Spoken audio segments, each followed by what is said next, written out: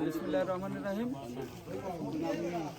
আজকের এই ফুলঝুরি ৬ নম্বর ওয়ার্ড আমাদের ধানিসাপার যে বাজার রয়েছে এরপরেই যে প্রাণ কেন্দ্র সেটা হচ্ছে এই সরকারি পুষ্করিণীর পার। এখানে অসংখ্য লোক এখানে জন্ম নিয়েছেন, নামি দামি লোক। বিশেষ করে আমি এখানে আসায় গভীর শ্রদ্ধার সাথে স্মরণ করছি আমাদের ধানিসাপা বিএনপির সাবেক সফল সভাপতি, আমাদের সকলের মুরব্বী ছিলেন জনাব আনোয়ার হোসেন খান সাহেব, যার জন্মটা এইখানেই হয়েছেন এবং তিনি এখানে বিএনপির দীর্ঘদিন নেতৃত্ব দিয়েছেন সফলতার সাথে, সততার সাথে।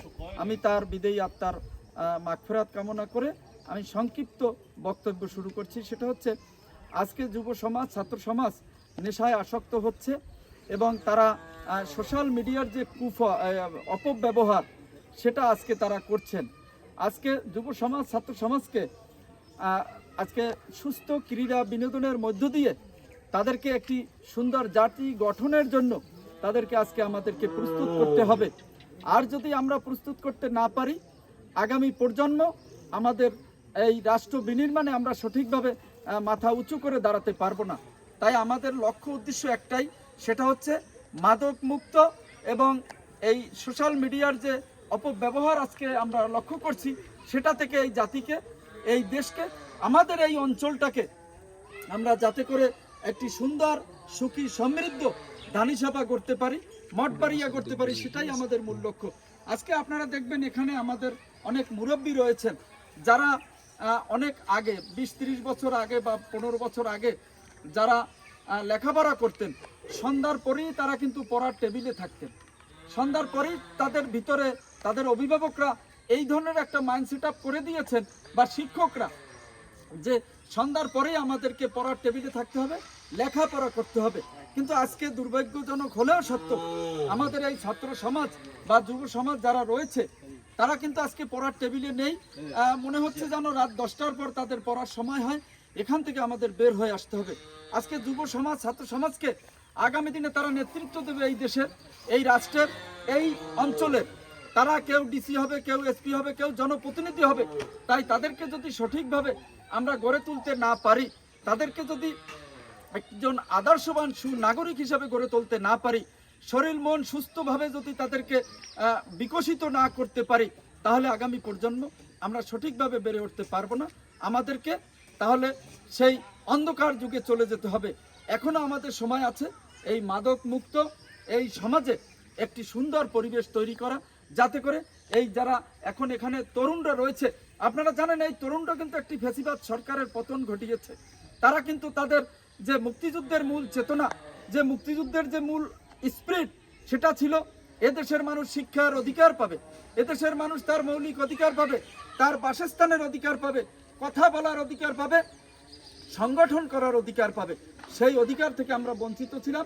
কিন্তু এই যুব সমাজ, ছাত্র সমাজরা কিন্তু আমাদেরকে চোখে আঙ্গুল দিয়ে দেখিয়ে দিয়েছে যে তারা ন্যায়ের পক্ষে, তারা সত্যের পক্ষে, তারা আগামী দিনে গণতন্ত্র প্রতিষ্ঠার পক্ষে।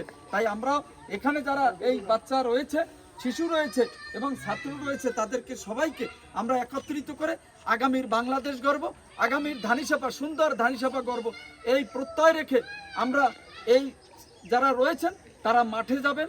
ক্রীড়া বিনোদনের মধ্য দিয়ে আমরা আগামী দিনের একটি সুন্দর বাংলাদেশ উপহার দেব।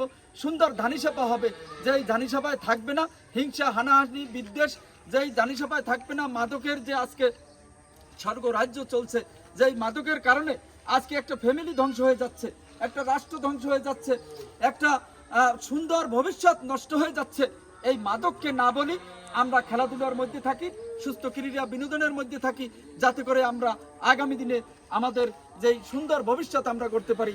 তা যদি আমরা করতে পারি, আপনার ফ্যামিলি এবং আপনার নিজে এই সন্তানটি আগামী দিনে একটি সুস্থ, সুন্দর এবং সুনাগরিক হিসাবে রাষ্ট্রের দায়িত্ব নেবে বা নিজের পরিবারের দায়িত্ব নেবে, দেশকে এগিয়ে নিয়ে যাবে।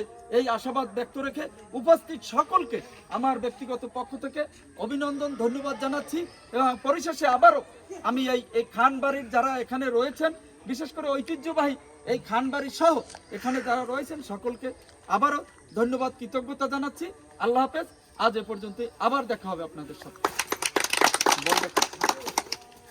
বাবুরা আসো বাবুরা।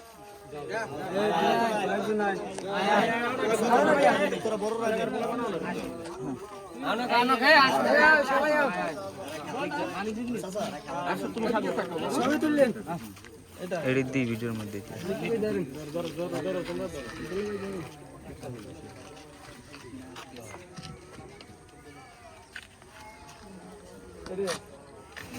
অধিক টাকা ঠিক আছে।